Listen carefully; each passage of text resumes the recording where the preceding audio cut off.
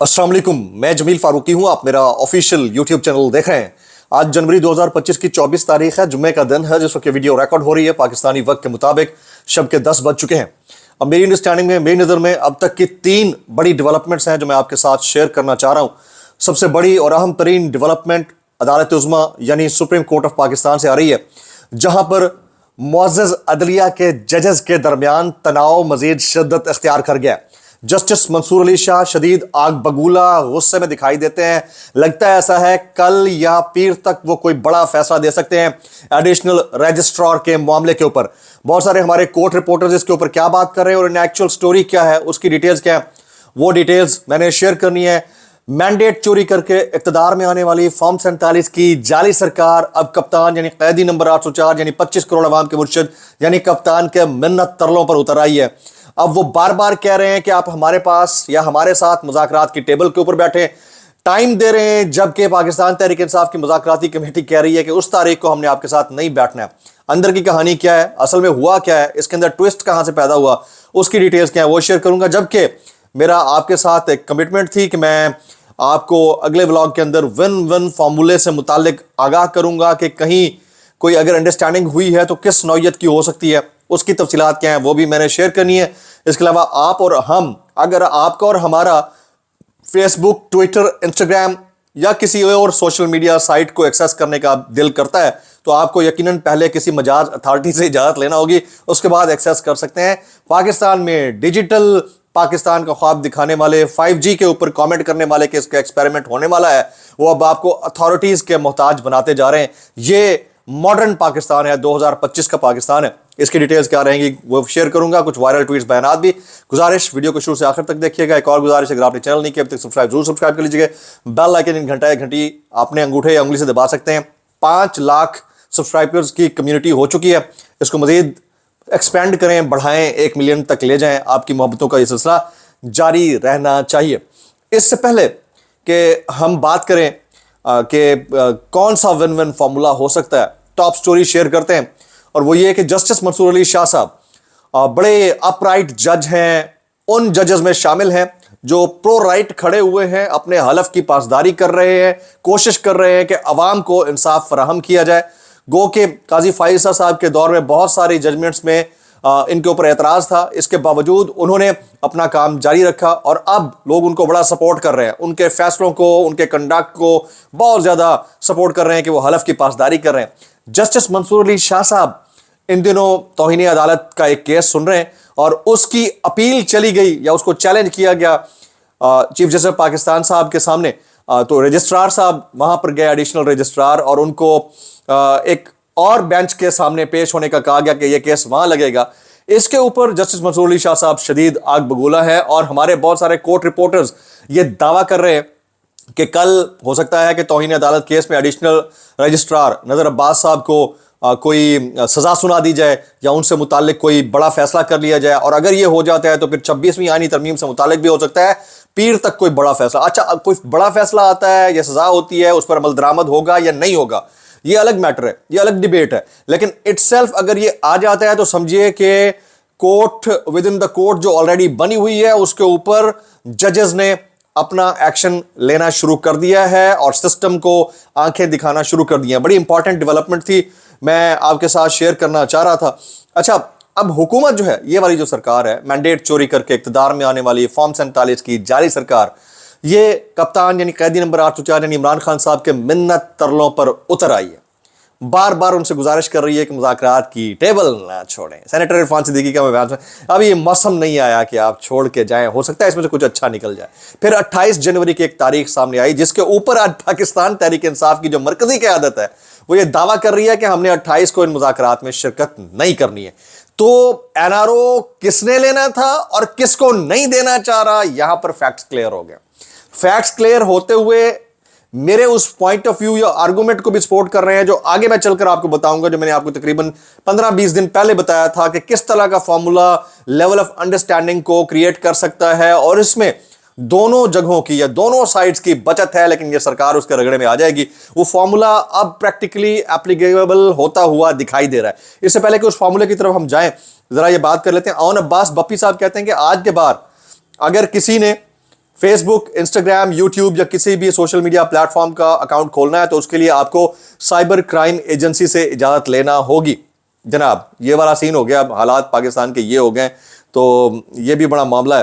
اچھا 26ویں آئینی ترمیم سے متعلق جو مذاکراتی کمیٹی کا اجلاس بلایا گیا ہے، عمر ایوب صاحب کہتے ہیں کہ ہم اس میں اب شرکت نہیں کریں گے، جبکہ پاکستان تحریک انصاف نے واضح کر دیا ہے کہ وہ 28 فروری کو طلب کی گئی مذاکرات کی چوتھی نشست میں شامل نہیں ہوگی.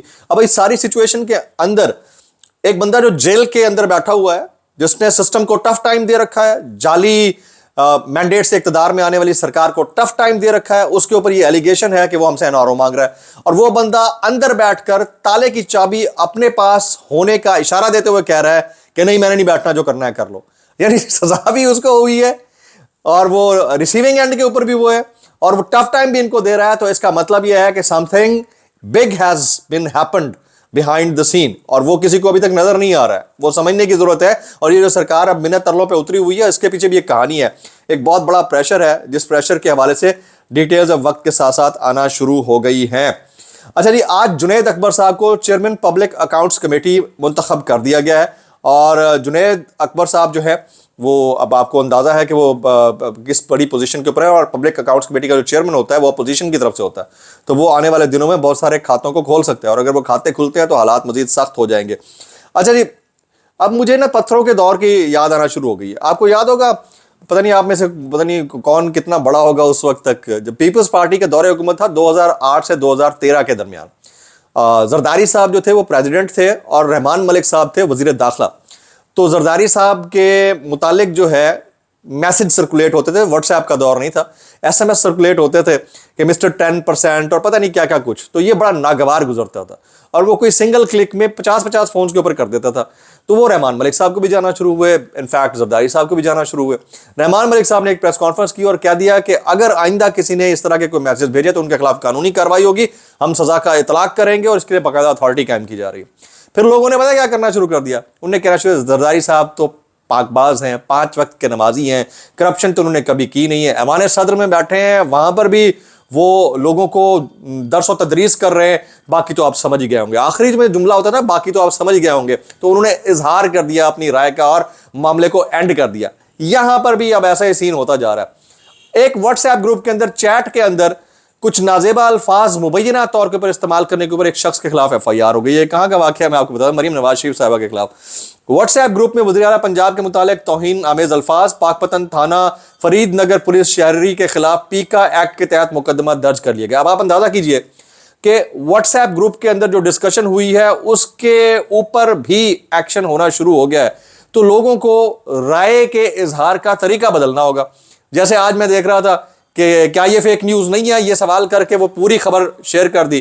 تو اب آپ کو پتا ہے کہ آپ کا جو کانٹیکسٹ ہوگا وہ کس کانٹیکسٹ میں آپ اس کے پکڑائی کے زمرے میں نہیں آتے. تو میں بہت سارے لوگوں کو دیکھ رہا تھا، میرا خیال ہے کہ جس نے رائے کا اظہار کرنا ہے وہ اپنے 10 راستے نکال لے گا. لیکن یہ جو حرکت کی گئی ہے، یعنی جس طرح کے قوانین پاس کیے جا رہے ہیں، یہ اس حکومت کی بوکھلاہٹ کا منہ بولتا ثبوت ہے، اور اس کو آپ اگنور نہیں کر سکتے. اچھا جی، ایوان کے اندر صحافیوں کی جانب سے آج شہباز گردی نامنظور کے نعرے لگایا. پارلیمنٹ کے گیٹ نمبر 1 کے باہر صحافیوں کی بڑی تعداد موجود رہی اور تمام کے تمام اس کے اوپر بہت غصے میں دکھائی دیے. اچھا، غصہ تو ہر دور میں یہ دکھائی دیتا ہے، لیکن اس دفعہ یہ چیلنج ہوگا صحافیوں کے لیے، کیا آپ اس اتھارٹی کے بل کو واپس کروا پائیں گے یا نہیں کروا پائیں گے. خان صاحب کے دور میں ہوا تھا، سارے صحافی ایک ہو گئے اور وہ بل واپس کروا لیا گیا تھا جو فواد چودھری صاحب لانا چاہ رہے تھے. اب دیکھتے ہیں کہ اس کے اوپر ہوتا ہے نہیں ہوتا. یہ بہت بڑا چیلنج ہوگا اس وقت کے صحافیوں اور اس وقت کی اپوزیشن کے لیے. اچھا، 26ویں آئینی ترمیم کے خلاف سپریم کورٹ میں ایک اور درخواست دائر کر دی گئی ہے اور ایڈوکیٹ وسیم عباس نے ترمیم کالعدم قرار دینے کی استدعا کر دی ہے. ایک اور سٹوری جس کو آپ اگنور نہیں کر سکتے وہ یہ ہے کہ وزیر داخلہ محسن نقوی کے چین کے خلاف کام کرنے والے group new federal state of China کی تقریب میں شرکت کا انکشاف، اور امریکی صحافی مائیکل کوگل مین کا ٹویٹ، وزارت خارجہ کی وضاحت تقریب میں غلطی سے چلے گئے تھے. اب آپ دیکھیں کہ جو اینٹائی چائنا یا چائنا کے اگینسٹ کوئی ونگ ہے یا گروپ ہے، اس کی تقریب میں شرکت صرف تصاویر کے ذریعے دکھانے کے لیے کہ میں گوروں کے ساتھ اٹھ رہا ہوں یا بیٹھ رہا ہوں مبینہ طور کے اوپر، وہ کتنا بڑا ٹینٹ بطور ریاست ہمیں دے سکتا ہے. اس کا اظہار وزارت خارجہ کے جو بیانات ہیں اس کے اندر آ گیا. تو وزارت خارجہ کیا کہتی ہے میں آپ کے سامنے شیئر کرتا ہوں. پاکستان کی وزارت خارجہ کہتی ہے کہ محسن نقوی واشنگٹن میں new federal state of China کی تقریب میں غلطی سے چلے گئے تھے. پاکستان اپنی ون چائنا پالیسی پر بالکل واضح ہے. اب یہ کن کی غلطیاں ہیں, کون ایکسپلینیشن دے رہا ہے, اور ایکسپلینیشن دینے کی نوبت کیوں آئی ہے, good cop bad cop whatever the case it is, لیکن ہزیمت کس کو اٹھانا پڑ رہی ہے, اس کا ادراک اس ریاست اور اس حکومت کو کرنا ہے, اور دیکھنا یہ ہے کہ یہ ادراک ہوتا ہے یا نہیں ہوتا ہے. ایک اور بڑی خبر میری نظر سے گزری, میں دیکھ کر ہل گیا کہ بہتر مستقبل کے لیے یومیہ 2000 ہنرمند پاکستانیوں کا بیرون ملک جانے کا انکشاف. برین ڈرین کے ہم اس لیول پر پہنچ گئے کہ کوئی اگر لیگل کام کر رہا ہے تو آپ کو اتنے بڑے بڑے نوٹس پکڑا دیتے ہیں کہ وہ بیچارہ ملک چھوڑ کر بھاگنے کو اٹھ بیٹھتا ہے. کچھ حقائق میرے ساتھ بھی ہیپن ہوئے, میں وقت آنے پر کھولوں گا, لیکن بہت افسوس کے ساتھ ہم ایسی سوسائٹی میں رہتے ہیں جہاں پر محنت کر کے اپنے زورے بازو کے اوپر اپنی جگہ بنانے والا بندہ, اس کو جینے لائق نہیں چھوڑا جاتا, اور کوشش کی جاتی ہے کہ یہ خود تنگ آ کر یہ سوسائٹی, یہ معاشرہ, یہ ملک چھوڑ جائے, یہ پیسہ نکال کے کہیں اور لگا دے. یہ بہت بڑی ڈیولپمنٹ ہے جس کو دیکھا یومیہ 2000 لوگ پاکستان چھوڑ کر جا رہے ہیں. کسی بے شرم کو یہ شرم آئی ہے کہ کتنا بڑا برین ڈرین ہے, اور آپ ٹچوں سے بیٹھ کر بیانات دلواتے ہیں کہ جرمنی چائنا پتہ نہیں کیڑے کیڑے جنگوں کے دوران بھی اگر لوگ چلے گئے تھے تو کیا ہو گیا تھا. اور بھائی یہ ڈیجیٹل ورلڈ ہے, آپ لوگ ایک طرف اتھارٹیاں بنائے جا رہے ہو, دوسری طرف ڈیجیٹل پاکستان کی بات کرتے ہو, کوئی شرم سے ڈوب مرنے کا مقام ہے. تو یہ والی جو سچویشن تھی میں نے آپ کے ساتھ شیئر کرنی تھی. اب آپ آ جاتے ہیں ون ون فارمولا کیا ہو سکتا ہے. ون ون فارمولا جو ہے نا بڑا امپورٹنٹ ہے. میں نے کچھ دن پہلے آپ کو بتایا تھا کہ ایک پوائنٹ آف انڈرسٹینڈنگ ایسا آ سکتا ہے, not between the government and Khan صاحب, بٹوین خان صاحب and the people who are really very powerful, ان کے درمیان کوئی ایسا پوائنٹ آف انڈرسٹینڈنگ آ سکتا ہے. چیزیں اسی طرف جاتی ہوئی نظر آتی ہیں بائی دا وے مجھے, کہ جہاں پر خان صاحب ایسے دکھیں کہ انہوں نے کوئی ڈیل نہیں کی اور کوئی این آر او نہ دیا ہے نہ لیا ہے, اور جب وہ باہر نکلے تو وکٹری کا نشان بناتے ہوئے آئیں, اور انہوں نے اب کہنا شروع کر دیا ہے کہ بہت زیادہ ٹائم نہیں ہے. تو اور دوسری طرف سے بھی جو پارٹی ہے وہ اس کے اوپر یہ پریشر نہ ہو کہ وہ کسی دباؤ میں آ کر جو ہے نا یہ والا فیصلہ لے رہی ہے اور خان صاحب باہر ہے. تو مجھے ایسا لگتا ہے کہ ایک اس طرف بھی ابھی اسی اسٹیٹ آف مائنڈ کے ساتھ بیانات آ رہے ہیں, اس طرف سے بھی ویسے ہی بیانات آ رہے ہیں. تو جو بیچ میں سینڈوچ بنی ہوئی ہے وہ یہ سرکار ہے جس کا ٹائم پورا ہو چکا ہے, ان کو پتا ہے ان کی شیلف لائف پوری ہو چکی ہے. تو اس سچویشن کے اندر کس کو فائدہ ہے کس کو نقصان ہے, یہی وہ ون فارمولا ہے جو مجھے پریکٹیکلی امپلیمنٹ ہوتا ہوا نظر آ رہا ہے. اسی وجہ سے ٹائم جو ہے وہ گین کیا جا رہا ہے, یا یہ چیزیں لنگر آن ہو رہی ہیں. میں نے آپ کو آلریڈی کہا تھا کہ پرووائڈیڈ دیٹ کے کیپشن کے ساتھ آپ نے سمجھنا ہے کہ کنڈیشن ہے کہ آنے والے دنوں میں تبدیلیاں آ سکتی ہیں, تو کس نوعیت کی آ سکتی ہیں. ولاگ ذرا لیٹ ہوا ہے, معذرت خواہ ہوں, دعا میں یاد رکھیے گا. السلام علیکم ورحمۃ اللہ وبرکاتہ.